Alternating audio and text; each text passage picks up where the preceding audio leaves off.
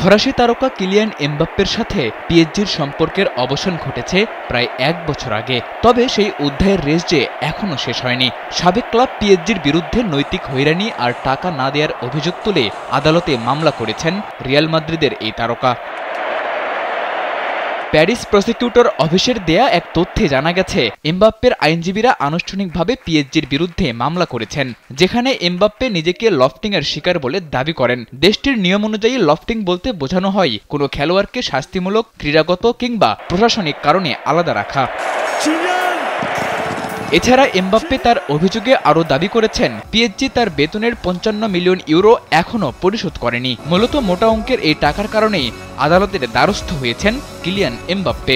সাবেক ক্লাবের বিরুদ্ধে তার এই মামলা কতটা আলোর মুখ দেখবে সেটা হয়তো সময়ই বলে দেবে।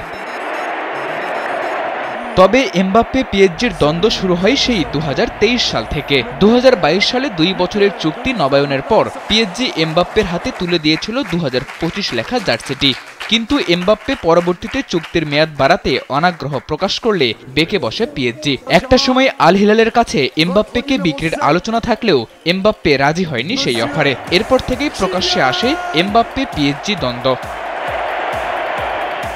সেই দ্বন্দ্বের রেস ধরেই এমবাপ্পে পাড়ি জমান রিয়াল মাদ্রিদে। রিয়ালও তাকে গ্রহণ করেন সাদরে। সাদা জার্সি গায়ে শুরুর দিকে বাজে সময় গেলেও সময়ের সাথে ঠিকই নিজেকে মানিয়ে নিয়েছেন। রিয়ালের জার্সি গায়ে ইতোমধ্যে করে ফেলেছেন বেশ কিছু অর্জন। সাদাতুর রাফি, কালবেলা।